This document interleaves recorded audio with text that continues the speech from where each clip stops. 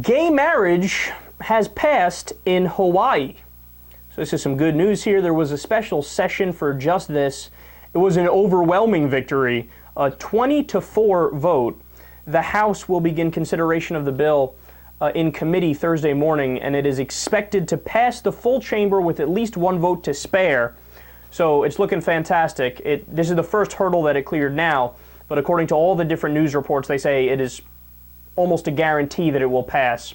And of course the governor is a Democrat, so there's really no threat of a veto, and Hawaii would become the 15th state to recognize same-sex marriage.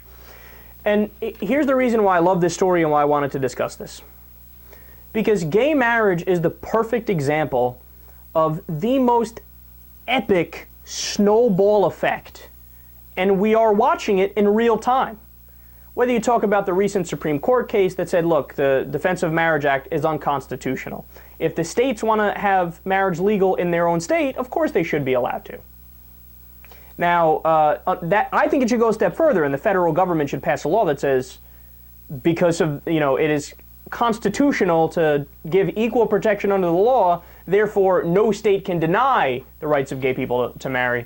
But it was still a step in the right direction to get rid of the Defense of Marriage Act, which of course made it so that no state marriages are recognized as legitimate. Now they are recognized as legitimate.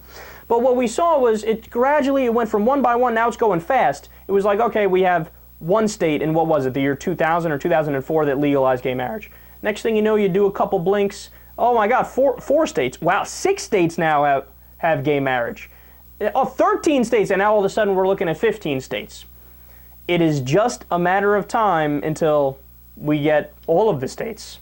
Now, I understand there's a lot of deeply red, deeply conservative states, but with issues like this, man, it is a domino effect. There's no stopping the trends of history. It's very similar to interracial marriage, for example, where there was a time not that long ago in, the baby boomers generation when interracial marriage was illegal in many states. And then now that's a totally inconceivable thought. It's like, are you insane? That's ridiculous. That's obviously wrong and illegal and unjust, and there would be a lawsuit about it in 2 seconds if somebody tried to resurrect a law like that. Gay marriage will get to that point, and I can't wait for that day. But now there's a bunch of other things I'd like to have that same snowball effect too, including marijuana legalization, drug decriminalization. I want legalization, but I think we got to take baby steps here. I'd love to see a decriminalization movement. I would love to see a mass movement for paid sick days by law or paid vacation days by law, a mass movement to raise the minimum wage where we can get the feds to actually listen to us because a majority of us want it. And of course, the granddaddy of them all, we need a mass movement to get money out of politics, because until we do that, none of this other stuff is really possible. I mean, to varying degrees, but as long as money controls politics, then the moneyed interests are going to get their way over ours.